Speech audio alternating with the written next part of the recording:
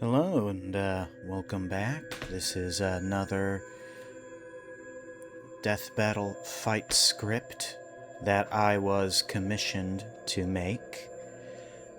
And I made it last year, during the summer, before Halloween, but it's more of a Halloween-themed one. As you can probably tell from the title and thumbnail, it is Kishin Asura from Soul Leader versus the Violator from Spawn. Now, I've had to debate on whether or not I am going to go ahead and read the Whiz and Boomstick preamble. The script for this is 31 pages long, so I was considering skipping straight to the fight.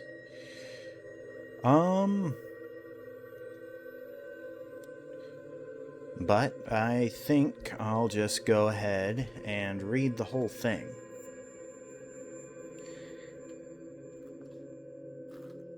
Now, I still have not gotten used to doing Wiz and Boomstick's voices. Asura and Violator's voices, I'm fine with.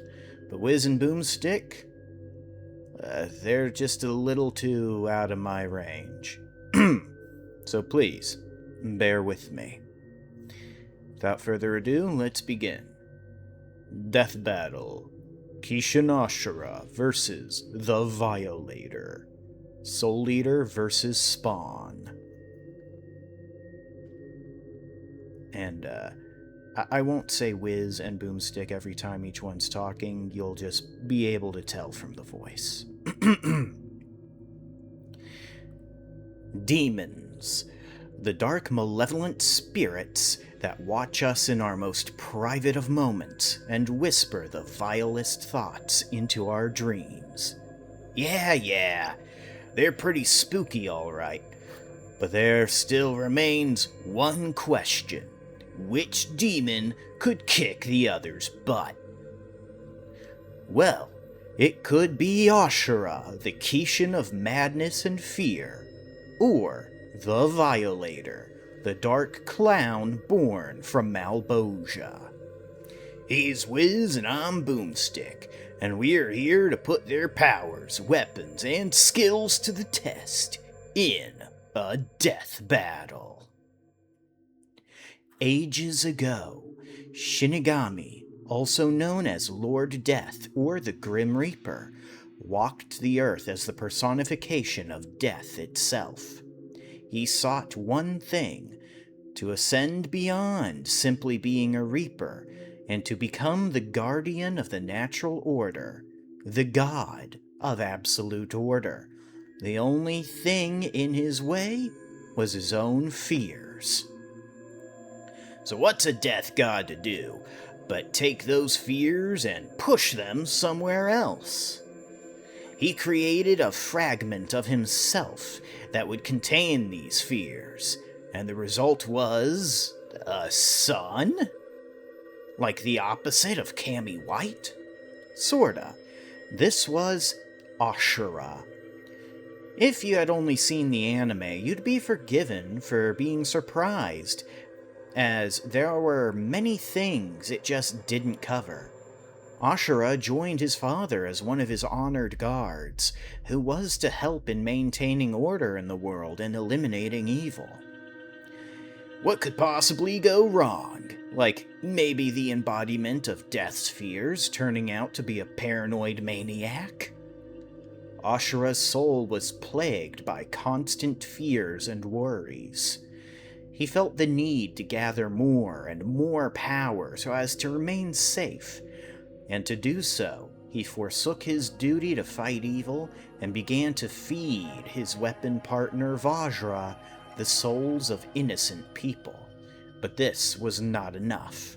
Fearing the growing power of Vajra, Asura consumed his own partner to gain his abilities, such as the power to eat souls for himself, and thus, giving in to his madness, became the first Kishin. Yeah, the Kishins are kind of a big deal, as they effectively took over the Reaper's priorities as the new main threat, demoting witches to second tier. It got so bad that old Daddy Death himself joined the fight and ripped off his son's skin, drained him of his blood, and sealed his body and soul in a bag made of his own skin? Dang! This guy's got to be the most hardcore and scariest version of Death ever seen. Actually, he's kind of a goofball now that he's mellowed with age.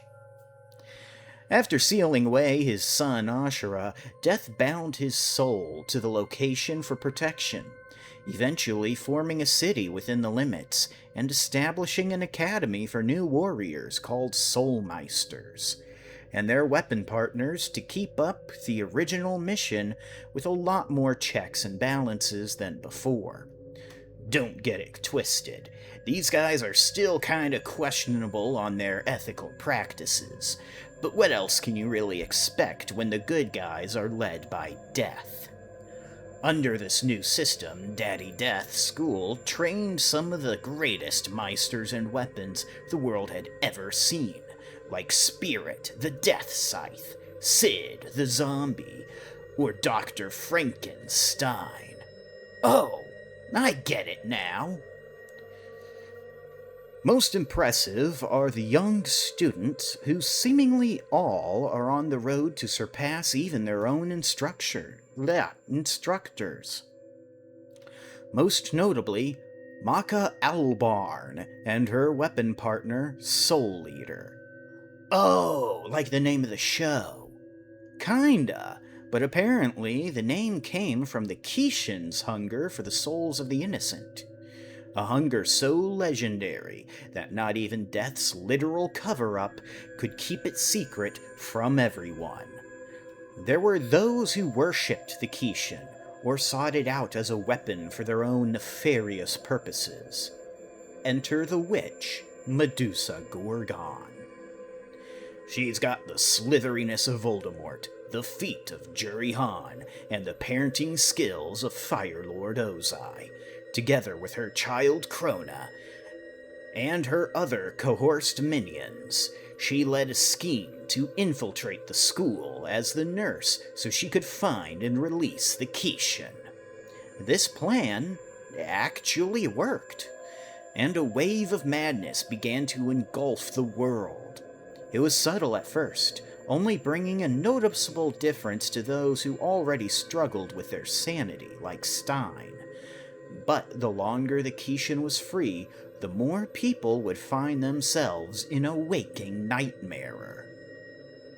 If you thought that was bad, Asura got picked up by the ancient Dami-Mami of spiders herself, Arachne Gorgon, and brought into her evil spider-themed organization, Arachnophobia, to take over the world. Together, victory seemed assured for the reign of the witch and the Kishin. The DWMA was pushed to its very limits until it broke into an all-out war, and all the students were drafted in as child soldiers.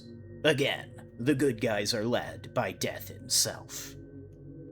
It was during this war that Asura got to fight Death one-on-one with no limitations, and we really got to see what he can actually do.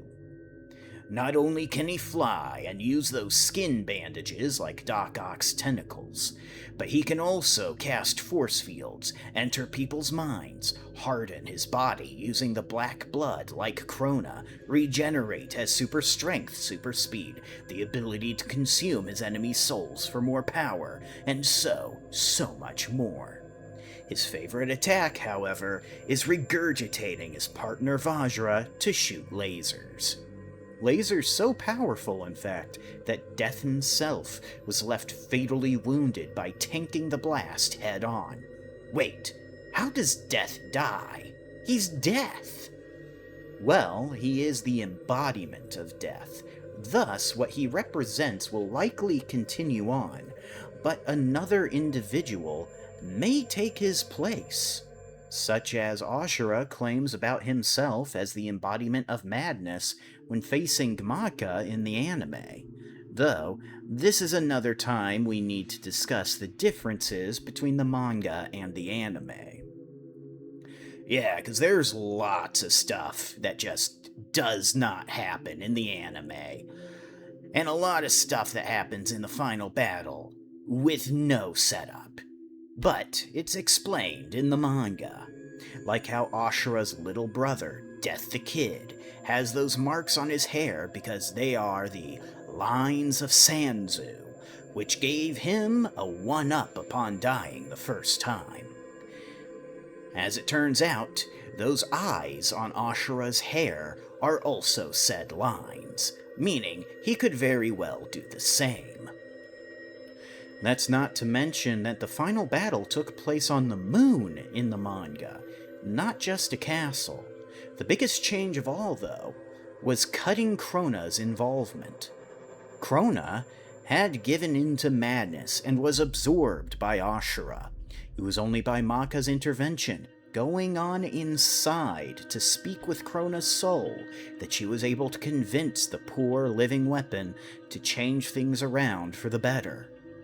Krona was able to attack Asura from the inside, turning their mutual black blood against him and sealing them both inside the moon and stopping the madness wavelength from destroying the world. But the threat is only postponed, as Asura himself claims to Krona after his defeat. The seal will only hold for a finite amount of time. Madness is endemic within humanity. The Kishin is immortal, and as long as fear rests within the hearts of the living, he will always have more souls to devour. Cue transition. Spawn! You know him, you love him, and you buy all the MacFarland action figures you can afford. We all know the story. Mercenary Al Simmons is betrayed and dies, makes a deal with the demon Malbosia, and becomes Spawn, eventually using his power to rebel and set the world right. But there's one character in that story who often gets overlooked, someone who was there at the beginning and has been a constant thorn in the anti-hero side to the very end. The Violator. He checks all the boxes on being evil to the core. He's a demon, he's a clown, and what's worse, he's middle management. Violator was the firstborn of 5 demon-human hybrids called the Flebiac brothers. Despite being the oldest, it was him who got picked on, and his demon father never took his side. This led to Violator killing his father, an act so savage that it caught the eye of one of the underworld's most powerful demons, Malbosia. From there, he was put in charge of training new spawns who were sent to Earth by tricking them into using up all their necroplasm and sending them all the way back to corporate. And he hated it. He hated the job. He hated not being in a commanding rank, but most of all, he hated the spawns, seeing those humans as unworthy of commanding the legions of the unholy. This deep-rooted jealousy and trickster behavior eventually caused tension between him and Al Simmons, the current spawn. Many times, the Violator would take every opportunity to mock, fool, and even beat Al for his own amusement. This came to a head when he kidnapped the child of Al's former wife, Cyan. The kid may have not belonged to Al himself, but she may as well have been. Spawn put all his experience as both. Wait. Sorry, I thought I read that wrong, but I didn't. That's what happens when you second guess yourself. Spawn put all his experience as both a merc and a super anti-hero to work. Violator was cocky because he had been given stronger. He had been... What? Oh, I think I might be slightly dyslexic or something. I'm sorry. Violator was cocky because he had been stronger up to this point, but that only left him open for his first true beating. He went crying to Malboja, who was disappointed by his failure and cursed him to remain in his clown form forever. Don't worry, it didn't last. When the mob sent their bounty hunter after him, his brothers had decided to save him. To kill him themselves. In the chaos, Violator was able to convince Spawn to restore his magic and his shape-shifting abilities. Oh wow, you never learn.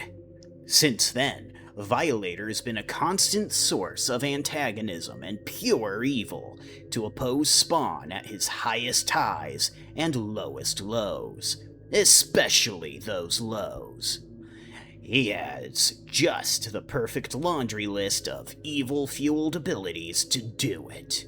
Being powered by necroplasm, the same stuff as Spawn, he's got shape-shifting, super strength, regeneration, magic, fire breath, energy blasts, big freaking claws, big freaking teeth, immortality, necromancy, and the ability to use puddles of fresh blood as spyware to track his enemies anywhere in the universe. He even went back to one of his brothers, who was the size of a kaiju, and proceeded to take out centuries of pent-up frustration by tearing open his head and beating him into a pulp. Oh yeah, did we mention that murder is his favorite pastime? Murder, torture, emotional manipulation, and worse are all just methods of play for the demon. He is truly one of the most evil characters that we have ever covered on Death Battle.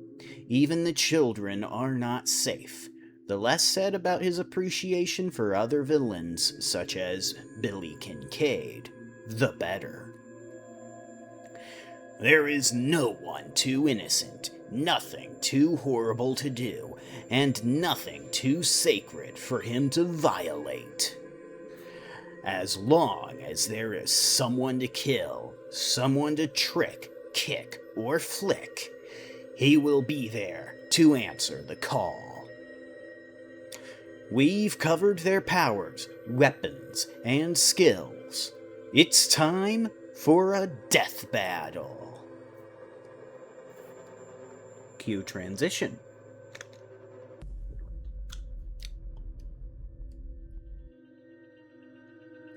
We open up to a far-up, top-down view of a major metropolitan city at midnight. Lights zoom across the grid lines as the city never rests. We zoom down past the clouds, past the skyscrapers and the apartment buildings, until we arrive in a putrid dark alley that's crawling with rats and roaches. One rat in particular stops in its tracks and begins to convulse violently. Its head turns around rapidly before being twisted off completely. A bloody finger emerges from the stump and pushes the opening out, creating more room. Finally, the creature explodes as the large form of a seemingly human man enters our world. The camera pans around to see the painted face of the Violator. Ah, rats. Why is it that I always gotta search in alleys? This guy better be the real effing deal, or I'll have to find someone else to tear apart. Make this trip worth it. The clown concentrates, sniffing out a strong spiritual aura hiding somewhere in the vicinity. He stops, peering up at the top floor of the abandoned complex to his left. Bingo! With an abrupt cut, we appear in a large, dark room of the top floor. Support pillars scatter throughout, providing some contrast to the gray walls. And in the darkest corner, atop a pile of discarded and salvaged blankets, sits a chittering figure. It tugs at its skin in the dark, blocking off its already obscured face. With what little light makes its way in, we can see that the figure is wearing some kind of torn, expensive suit. The figure freezes, staying still to listen to something in the silence. A pair of beady red eyes light up in the darkness from behind one of the support pillars. Heh!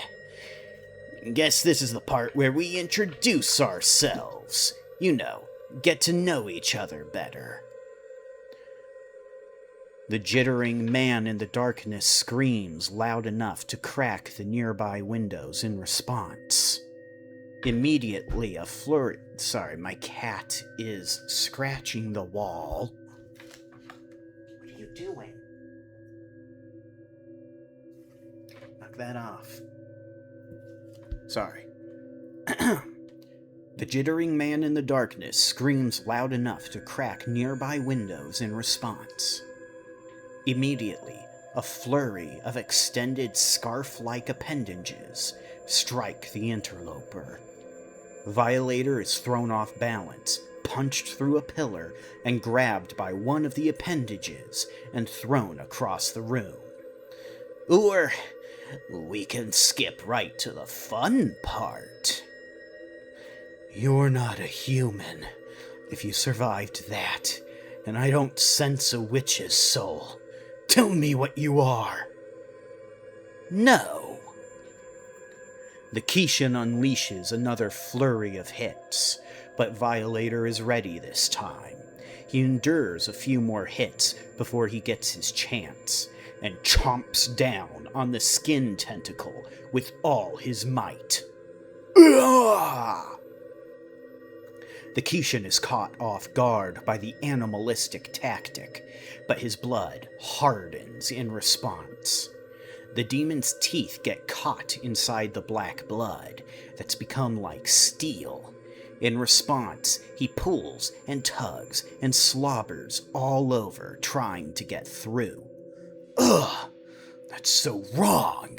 I'll gut you! In the blink of an eye, Asura whips one of his appendages hardened by the black blood and uses it to slice into the large belly of the clown as he holds him in midair. Violator goes limp and rolls back as a bloody mass of organs and fat ooze out like sludge. Ah, I had a typo. I meant to type, his eyes roll back. My bad. The appendage slams the seemingly dead clown into another concrete pillar, reducing it to rubble, and the demon's teeth shatter, leaving the clown empty-mouthed and slumped onto the floor. Wait, something's wrong. Where's your soul? It's always in the last place you look. Asura looks around frantically as the voice seems to come from within his head. He looks back at the mangled corpse of his enemy. He watches in shock as the blood within his open cavity begins to bubble, almost like it's boiling, and an eerie green light begins to emerge. Now, here's a good one. It's a real crowd killer. The clown's body picks itself back up as its guts are slurped back inside like spaghetti. Violator throws his hands forward and unleashes a powerful plasma blast of necroplasmic energy that burns the Kishin. Asura saves himself by casting a spell and running. Oh, casting a spell? Why did I... Sorry. Asura saves him... Asura... How am I slipping up on this one line so much? Asura saves himself by casting a shield and running back into the darkness to escape.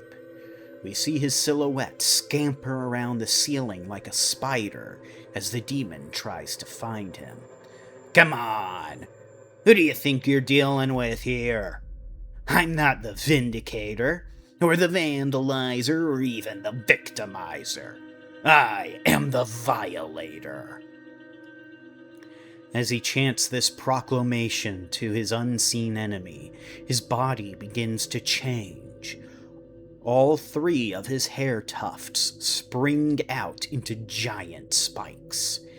His mouth spills open into a row of sharp teeth, and his limbs extend to Goliath proportions. His true form is revealed. Just then, a giant hand reaches up from the fiery abyss and drags the Violator down. It slams him down onto a rock in the middle of a molten lake. No, it can't be you. I killed you.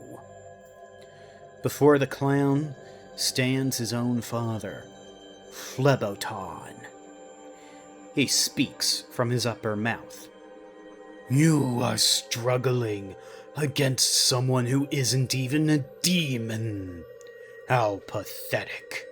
It was your disappointment that encouraged me to have your siblings, to make up for it. I don't care. I don't care what you think. Then maybe you'll care what I think. Malbosia, what is this? I was on your mission. Silence. For your weakness you are gone. I have appointed your father in your place. Violator struggles to comprehend this. It doesn't make sense. This can't be happening to him.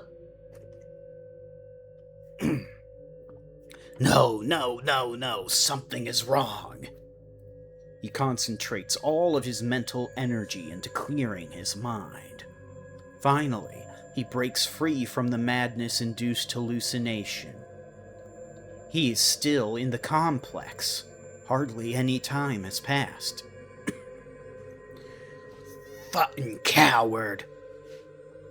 You try to drive me mad. I am mad. And I am the Violator. So you've said. Violator turns around to immediately get blasted by a large red laser fired out from the weapon peering out of the Kishin's mouth.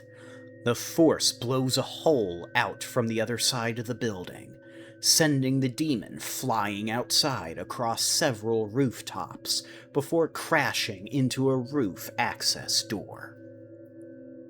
We cut to Asura scampering away between the rooftops with his tendrils under the full moon. He stops atop a church steeple and scans the skyline for its potential. The skin wrapping upon his face opens to reveal a very human-looking face with a third eye. I need to devour more souls to power up in case that monster comes back. But where to find them? The police station? The train station? Of course, the children's hospital. Each individual child there has a greater time left to become a future threat if I don't take care of them now anyways. Upon this paranoid revelation, the Kishin bolts away faster than the human eye can see. We see an overnight orderly stuffing some files in a cabinet when they see a spider crawling up their hand. He tries to squash it, but the arachnid burrows into his skin. The cries of the maddened people in the hospital fill the air as he scratches into his own skin, trying to get at a spider that's not real. From the shadows, the familiar 3 red eyes pierce through the darkness. We cut back to the Violator, opening up the torso of some poor EMT in another part of the city. He wrings out the victim's blood onto the pavement like a wet rag and tosses the squished husk away. Peering into the crimson pool, the image begins to clear. He sees his prey entering the hospital a few blocks away. Found you! Violator shows up at the hospital and bursts straight through the wall to enter. The place is already filled with corpses. He hears a scream from upstairs and leaps up, bursting through 3 floors before landing on the 4th to see a doctor being ripped open. As her body hits the ground, a small blue soul forms in the air, which is greedily slurped up by the Kishin. What? You didn't save any for me? Asura's gaze snaps to meet the large demon. Unlike before, he does not seem to be afraid. Don't worry, monster. I will devour your putrid soul next. Ah, why don't you shit it out and shove it up your ass? Asura merely smirks and lets out a primal roar, which blows away the top of the building. A sphere of dark power encases the area, establishing the battlefield, as the Kishin's flesh explodes outward. He grows to match the demon, and then continues. He grows to at least 3 times Violator's size. I've gored bigger than you. The demon leaps up at his enemy, but gets swatted away and bounces off the force field. Asura catches him on the return and attempts to squeeze him with his new strength. Asura suddenly cries in pain as a bulge under his skin runs up his bicep. Violator's spiky head bursts out of the skin on his left arm, only to get stuck as the black blood hardens again. You little tick! You know what people do to ticks? With his other hand, Asura grips the Violator's head between the hooked horns and pools.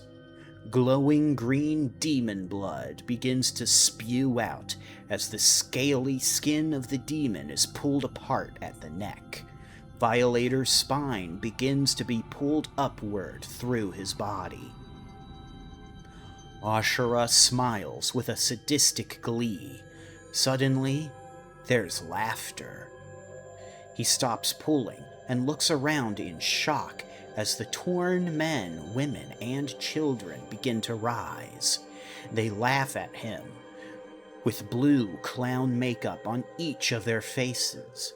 Freaked out, he loses his grip on the demon, the black blood liquefying once more, and swats at the horde of zombies.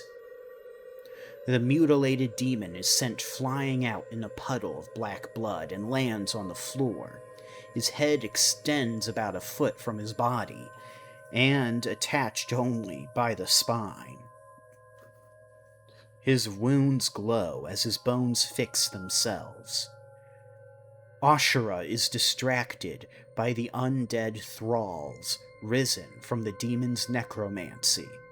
One bisected child clings to his eyelash. The hospital gown hangs limp in the absence of a lower body. An evil smile covers the child's face as they vomit out a spray of necroplasmic energy into the Kishin's eye. He's getting more nervous as he plucks the child away and tosses them into the air. Within a second, a huge burst of red light hits and incinerates the zombie. Disgusting things! Thanks. Disgusting is what I do best. Asura looks down to see the healed demon already mid-air in a leap. The Flebiac brother charges into the Kishin's eye with the blade-like spike atop his head. I was just prepared to say black blood again. Sorry. Ashura's left eye is sliced open. He screams in pain as the demon latches on to the wounded flesh and begins to spew out a powerful breath of fire. You gotta make sure it reaches a consistent internal temperature. The demon uses his large claws to hack away at the inside of the Kishin's head, from the eyeball forward. The zombies all watch and laugh as bits are torn out and fall onto the floor. Some of the crawlers lap up the black blood from the floor like happy dogs. Finally, Asura blows apart, skin wrappings going everywhere. Violator emerges from the chaos and reverts back to his humanoid clown form. Willist admiring his own work. Well, would you look at that? Fettuccine for everyone. Hey, why isn't that force field gone yet? A powerful dome of pure force emerges from beneath the face of the seemingly dead Kishin. The torn skin is blown away by the force to reveal Asura. Now a pale gray, and wearing only bandage wrapping made from his own skin. Several orbs of energy form around him, and fire emerges from the surrounding ground. Pressure. Instantly, all of his enemies are crushed to the floor under the weight of his power. The clown still struggles, pulling himself up with all his effort. Asura simply holds out his right hand and catches the demon in a binding pressure. Violator tries to break free by tearing out of his human form, but as soon as he does, all of the energy orbs and fire are sent flying straight at him. In the end, a torn lizardy demon is held telekinetically in the air as a target. Asura regurgitates Vajra once more to charge up his most powerful blast. Malbolgia! An enormous light engulfs the demon. He uses all of his necroplasm to resist, but it only delays the inevitable. At the end of it, the demon's entire body is vaporized. A glowing red ball forms in its place, topped with tufts of hair and a purple mark in the shape of the clown's makeup. Asura plucks the soul out of the air. Choke on me. The faint voice echoes out in vain. Asura, satisfied with his victory, eats the soul in one gulp to satisfy his hunger. Oh, fuck whiz. That just might be our most violent battle ever. And it was a surprisingly close one as well. Both of these combatants had so many supernatural powers that it was hard to quantify, and they both had forms of immortality. They could both regenerate, change size, shoot energy, and were impervious to conventional attacks. But despite being the eternal party pooper of my man Al, Violator just never quite reached the same heights in power as his rival. That, and his power, would consistently run down as the battle went on, while Asura could just eat some people and be good as new. In the end, it depended on 3 factors: attack power, power drainage, and the soul. They both seem fairly comparable in terms of attack power. That is until you realize that Soul Eater is in the same verse as Fire Force, which retroactively rewrites everything we saw in the former to actually being much more powerful than it seemed at the time. Those darn shared universes, man. They get you with that upscaling every time. And due to Violator's powers being fueled by necroplasm, that means the more power he used, the less he had to continue on. While the Kishin's power could theoretically run dry, his power source was much more convenient to resupply, meaning that he could make up the difference more reliably than his opponent. Lastly, the soul. Violator has come back from some wild stuff, but every time his body was destroyed, he just went crying to Malboja to send him back. Well, your devil isn't here. There's not really anything that clown can do when his own soul is eaten by Asura, and now actively funneling it, his power, to him. Due to his overwhelming power, ability to eat souls, and calculating nature, the Kishin was able to break down the tricks of the Violator and handle this case of calrophobia.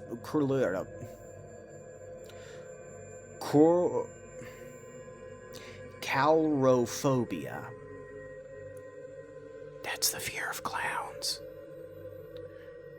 Violator thought he could spook the Kishin, but Asura wasn't clowning around. The winner is Kishin Asura. The end. Well, I did it again. Just like the Sonic video, I forgot to transition to my second screen when I started the fight. Oops. Anyways, this is a very, very, violent script. A very violent, fight. The most violent thing I've written thus far. I was kind of scared posting it to the Death Battle community the first time because it was a little much. But they all seemed to like it in the Death Battle Matchups subreddit, and the commissioner really enjoyed it. So, I hope you all enjoyed it too. Despite maybe going a little far in the edginess sometimes, but I was trying to match the energy of a late 90s Todd MacFarland Spawn comic. so I think it fits. Hopefully YouTube doesn't force this down. Anyways, the clock is ticking, though. This is a 45-minute long video, so I'll see you next time. It'll probably be another Death Battle script reading, or it'll be Batman Silent Hill, the next chapter. But anyways, I'll see you next time. Bye.